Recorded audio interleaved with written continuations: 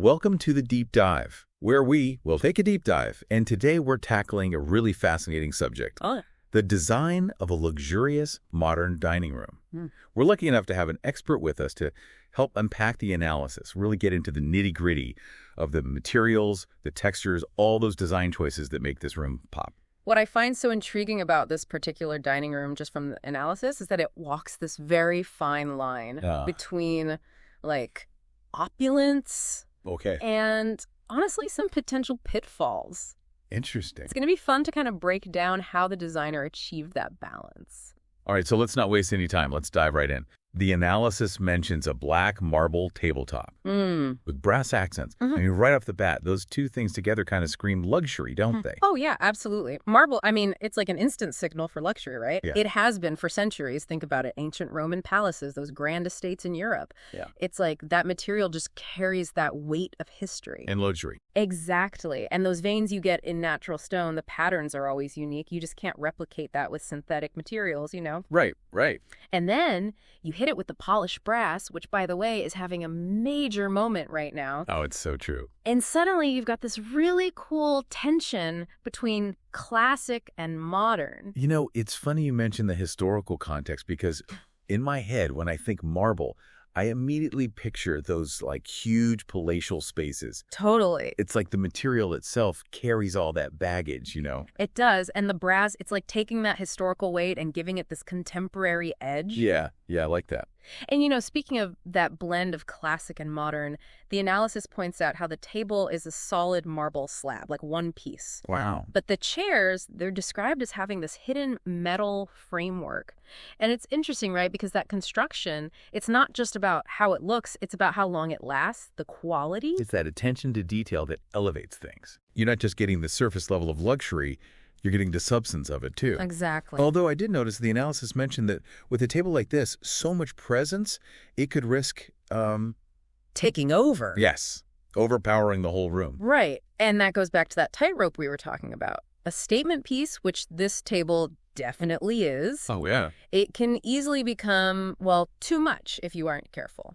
How do you prevent that? Balance. That's the key. Notice how the analysis mentions the flooring is a lighter wood, laid in a herringbone pattern. Yeah, I was curious about that choice. It's strategic because that pattern adds visual interest. It breaks up what could have been just a big expanse of dark, heavy marble. Right. Think of it like a conversation. You need those quieter moments to appreciate the louder ones, you know? Ooh, I like that. Yeah. You don't want everything in a room or an outfit, I guess, screaming for attention all at once. Exactly. You need those quieter elements to bring harmony to the whole look. Couldn't have said it better myself. Speaking of loud, though, that chandelier. Oh, yeah. It sounds like it makes a statement of its own. It does, and it uses those globular glass bulbs. They're having a real moment. With the gold tint, right. I've been seeing those everywhere. Exactly. They give that warm, inviting glow, which is perfect for a dining room. You want that space to encourage conversation. Intimacy, even. Yes. Especially when it's a room designed for gathering. Totally. Yeah. But wait, I thought the analysis mentioned something about too much shine. Oh, or... How is that even possible? Like, it's not as if they have glitter exploding everywhere. Right. It's not about literal glitter. It's more about how certain materials, well, they reflect light. Okay. And reflective surfaces, those can be a bit tricky to work with. How so? On the one hand, they can definitely make a room feel bigger, more dynamic, because they bounce the light around. Makes sense. But if you've got too many reflective elements in one space, and here you've got that table base, the chandelier, and who knows, maybe even some metallic accents on the chairs, it can create this, well, this glare. Oh, I see. Especially at night, I bet. Exactly. Imagine trying to have a conversation in a hall of mirrors. It would be, no. A little much. Yeah, visually jarring, maybe even a little dizzying. Definitely not the vibe you want for a relaxing dinner party. Not quite. So it sounds like this balance thing is crucial. It is. But how do you, is it as simple as just mixing finishes? You're on the right track. One way to deal with that potential for glare is by really thinking about the finishes you choose for the materials. Like, imagine that table base, but instead of it being polished to a high shine, it has a matte finish. Oh, okay. Or even a brushed finish. You'd still have that metallic element, which looks so good with the brass accents, but it would be subtler. More diffused, yeah. Exactly. Another thing you could do, and this is a great trick in general, is add a rug. Under the table. Yeah, but choose one with texture. Oh. It would help to visually ground the space, and it would absorb some of that excess shine we've been talking about. Oh, that's a really good point. Yeah. And a rug would make it cozier, too, which is always nice in a dining room. Right. I hadn't even thought about how much impact a rug could have, honestly. They can really change the whole feeling. So we've got the chairs, the lighting, the rug situation. Mm-hmm. Were there any other little details in the analysis that you thought could really elevate this design? You know what really caught my eye? The centerpiece.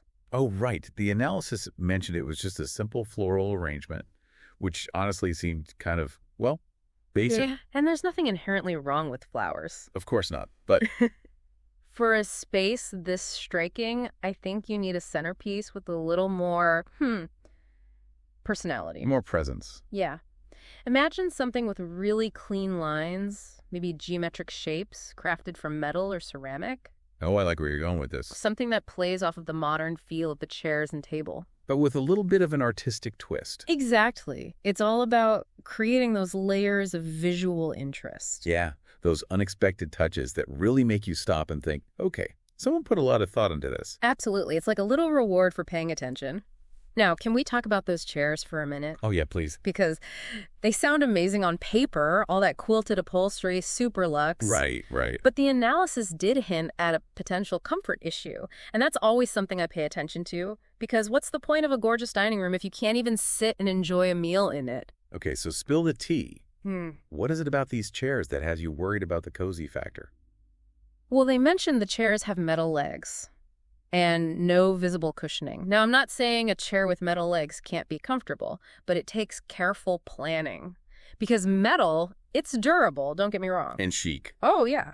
But it doesn't have that give that wood has. Or the softness of upholstery. Exactly. Oh, we've all fallen victim to those stylish chairs that look amazing, but are brutal to actually sit on for more than 5 minutes. Haven't we? It's like you're back in high school. And for dining chairs especially, you want comfort. You're going to be sitting there hopefully for a while, enjoying food, conversation. Comfort is key. Absolutely. So what's the other thing about the chairs? The upholstery itself, that quilting, while it definitely adds visual interest and can look really plush, right, it doesn't always mean ergonomic support. Because quilting, at the end of the day, is a decorative technique. Stitching, yeah. It's not inherently going to provide that kind of built-in support that a well-designed chair needs. I see what you mean. You could totally be fooled by the look of it. You'd think, oh, quilting, that must be comfy. Right. So how do you make sure you get both? Style and comfort. Right, because they're not mutually exclusive, even though it can feel like that sometimes. So if you really set on these chairs, where would you start? Honestly, look for versions with extra padding. Or even easier, just add cushions. Cushions. Get old-fashioned cushions. Right, they're like the magic solution. And you can find some really beautiful ones now. That complement the style. Exactly. Yeah. You don't have to sacrifice style for a little bit of posterior padding. And the fabric itself, that must play a role in the comfort level, too. It does, big time. And not just comfort, but practicality, too. The analysis mentioned there wasn't any mention of the upholstery being treated for stains, which, in a dining room... Recipe for disaster. Pretty much, especially if you actually use the room. Oh, absolutely. Red wine nightmare. Right. So that's something to keep in mind. Maybe leather would be more practical, or a treated fabric at least. You don't want to live in fear of spills. Yeah. Which, I mean, who wants that? It's a dining room. It's made for living in. Exactly. One of the things I found so interesting in the analysis was the focus on understanding how these pieces are made, how they're constructed. Oh, that's such a good point. Why do you think that's so essential, especially with a space like this where craftsmanship is such a huge part of the appeal? I think it comes down to this. Knowing how something is made, understanding the work that went into it, it elevates the entire experience. Think about it like looking at a painting. Okay. You can appreciate it on a surface level, the colors, the composition, but if you know the story behind it, right, the artist's process, the techniques they used, it changes how you see it. Exactly. Suddenly, you're not just looking at a painting, you're looking into the artist's soul. It's the same with furniture, with design. Wow. When you understand that the table you're sitting at, it was made from one solid piece of marble, Wow. or that the legs on those chairs, someone took the time to finish them by hand, it changes your perception. You're not just seeing the object, you're seeing all the work, the artistry that went into it. Yes. And that appreciation, it makes you value the design on a whole other level. It's like you're not just buying a product, you're buying a piece of art, a piece of history even. Exactly. Now, even with a design as stunning as this one, the analysis did point out some areas for improvement. Right. We've talked about the chairs, the lighting, the need for a good rug. What else stood out to you? You know, we haven't really talked about the layout of the room itself. Oh.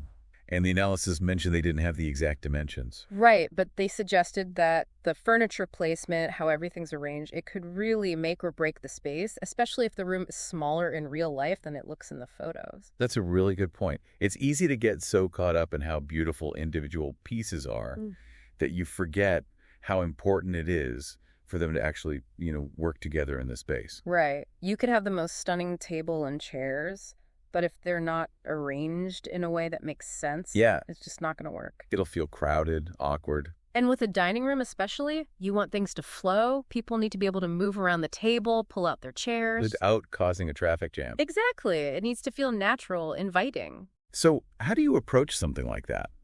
Furniture placement, making sure it's both stylish and functional. What should people be asking themselves when they're arranging a dining room, especially one with statement pieces like these? Well, it all starts with a little bit of planning. Before you even think about specific pieces, you really need to consider how you want to use the space. What's the purpose of this room? Okay, so like form follows function. Exactly. Is this dining room primarily for fancy dinner parties? Okay. Or is it going to be more of an everyday, casual gathering spot? Because that would totally change how you arrange things. Right. You probably want more space, more breathing room for everyday use. Definitely. And you've got to think about those traffic patterns. Traffic patterns? You mean like how people move around the space? Exactly. Can you comfortably walk around the table even when all the chairs are pulled out? Oh, right. Is there enough space to avoid that awkward chair scooting dance we've all done a million times? Oh my gosh, yes. Yeah. Nothing kills the mood faster than a traffic jam by the buffet table. Right. It's all about creating a space that's as effortless to navigate as it is beautiful to look at. And these things, they might seem minor. Yeah. But honestly, they can make or break how functional the room is and ultimately how much you enjoy being in it. It's like that old saying, right? A place for everything and everything in its place. Yeah. You can have the most incredible dining room in the world, but if you can't comfortably move around it, enjoy a meal without feeling cramped, it's not really doing its job. 100%. And I think that's what's so fascinating about this deep dive. We're focusing on one room, but it really highlights how good design, it's about so much more than just aesthetics. It's about understanding materials. Yes. It's about respecting the craftsmanship. It's about making sure that form and function work together. It's like one of those perfectly balanced equations you see in physics. Every single element has its role to play in creating the final result. What a perfect way to put it. It's been so fun breaking this down with you today. This has given me so much to think about, honestly. I feel like I have a whole new appreciation for the level of intentionality that goes into creating a space that's not just beautiful, but actually works for the people using it. And for you, dear listener, we're curious. Imagine you're hosting a dinner party in this very dining room. What's the one detail, big or small, that you would add or change to make it feel like yours? Something to ponder until our next deep dive. Keep those design ideas flowing.